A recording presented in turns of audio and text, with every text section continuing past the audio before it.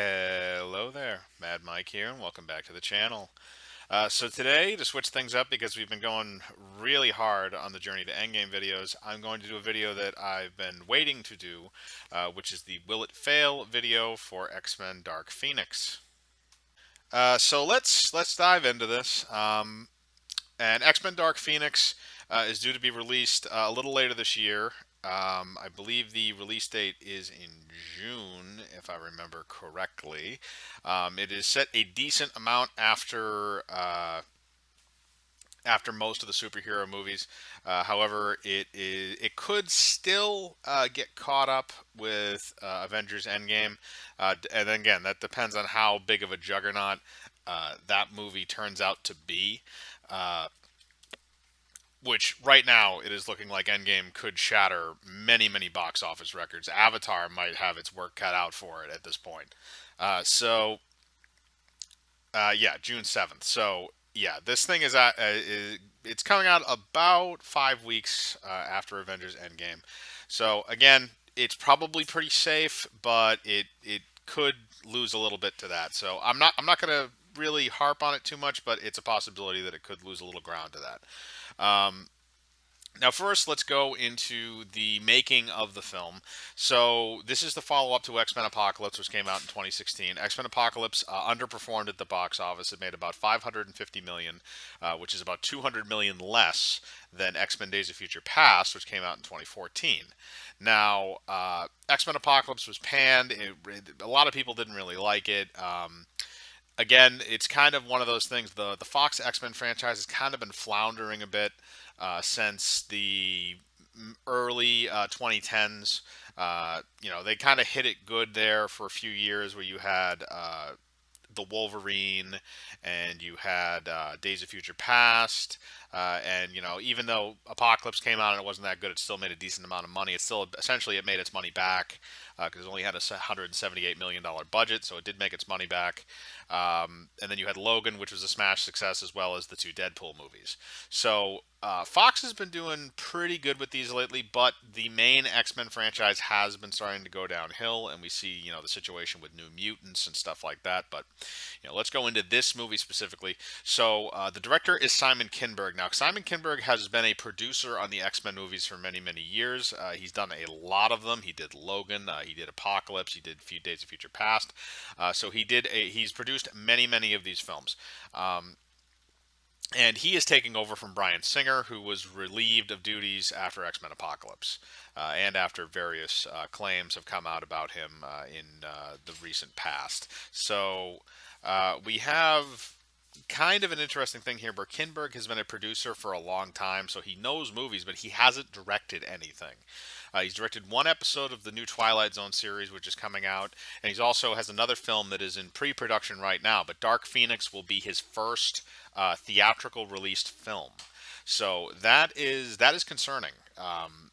Essentially, because he's a first-time director, basically. Even though he has the producer credits, he's still a first-time director, and there's usually a lot of kinks to get worked out, which is why you don't want to give a first-time director a really huge film, or even a second or third-time director, depending on how talented they are. You don't want to give them $200 million right off the bat. Otherwise, you could wind up with a Ryan Johnson situation, like what we saw with that, where he was relatively good at making kind of lower budgeted films, but when you gave him the big budget, he did something incredibly stupid. And you can see the same thing with Captain Marvel, where those two directors made mostly indie films before that, and then they were given a huge budget immediately instead of an intermediate budget, and they essentially they crapped out on the film. Um, but and that was something that actually Ridley Scott said in an interview, which I take to heart, because Ridley Scott is an amazing director. He's one of my favorites. But Kinberg is shaky. He's shaky for a choice, and I even though I know he's been involved in the franchise, it's still a drawback to me for the quality of the film. Now, you do have returning cast members. You have Sophie Turner returning from X Men Apocalypse to play Jean Grey yet again. You have Jennifer Lawrence coming back as Mystique, James McAvoy coming back as Professor X, Michael Fassbender as Magneto, and Nicholas Holtz as Beast, as well as the underlings, Storm, Cyclops, Nightcrawler, Quicksilver, the whole X Men gang. And as well as Jessica Chastain being added in a mystery role where she's supposedly an alien. Again, the plot to this movie is, from what we've learned over time, has been a little strange. So the cast is still good. The cast is still a caliber. You have, James McAvoy, really great actor. Michael Fassbender, really great actor. Jennifer Lawrence, really great actress. Sophie Turner, again, serviceable. I'm not really a huge fan of hers, but she's a relatively good actress. So, I don't take any points off for the cast. I think the cast is relatively good. But, now we kind of go into, now that we're done with the cast, we go into some of the things involving the film. Now, apparently, there has been not extensive reshoots, but there have been some reshoots, and that has actually ballooned the budget up to about $200 million, which is about $20 million more, a little over $20 million more than X-Men Apocalypse, which again, I reiterate, sat at 178. Now, 200 million is a rough estimate. We don't have the exact numbers, but that is what is estimated as its budget currently, and it sounds about right. And I'm going to take that as as our number for right now, because it's a nice round number, and we can kind of look at it roughly, and it's roughly in the right place. So even if it's a little less or a little more, we're still in the ballpark, so to speak. So with 200 million, that means that this movie would have to make somewhere around 500 million to basically hit the profitability margin. So after 500 million, it's kind of all gravy. That's kind of the idea. Now, the thing is with this movie is there's two problems going into this. Is that X-Men Apocalypse drew away a lot of people. A lot of people got disenfranchised with the series after that film. A lot of people did not like it. And you saw that with the steep drop off after X-Men Days of Future Past. So you have that film where people are disliking of the series, and now you're following up that film with a lot of the same characters that were in that movie, that were introduced in that movie, including Storm, including Cyclops, Jean Grey, a Nightcrawler. All basically most of the younger characters, as well as bringing in the older characters from the previous three films. So you are kind of running into a problem now where this film has kind of it's you're going into this film on a bad foot. That's the problem. You're going into this film on a bad foot. And if you go into this film on a bad foot, then you're already kind of starting off handicapped in a way, because people are already kind of disenfranchised with your film series. So even if you make a good entry, you could still see a drop in profits, which is not good considering this is the most expensive X-Men film that I believe they've done to date. So you're going into it with that. The other thing is the Disney Fox acquisition, which a lot of people are taking into account, which is the thing that now that Disney has bought out Fox, they own the rights to the X-Men, but they are releasing this film because it was already well into production by the time the buyout was finalized. So Dark Phoenix will be released, but it will be the quote-unquote last film in the Fox X-Men franchise. So they'll get rebooted in the MCU later on, but this will be the last film for Fox's X-Men, which started out with the original X-Men film in 2000, and I believe encompasses 9 movies. Or actually, no, it's probably more than that if you count like the spin-offs like Deadpool and Wolverine and stuff. So probably more, but the point is that this is the last in the series, and they're kind of writing it off.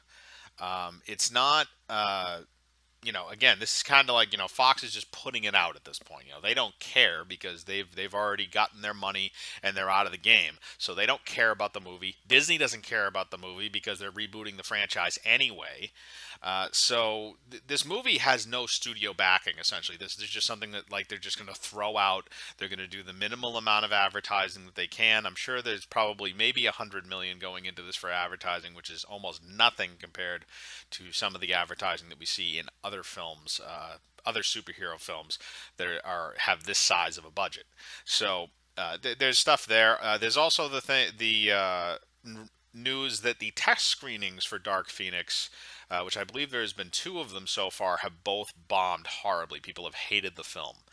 Now, there were rumors that came out of those test screenings, but I'm not going to go over them just because I'm trying to judge the film uh, pre-release, and a lot of people don't really pay attention to the test screenings and to some of the leaks and rumors. The hardcore fans do, but a lot of general moviegoers do not.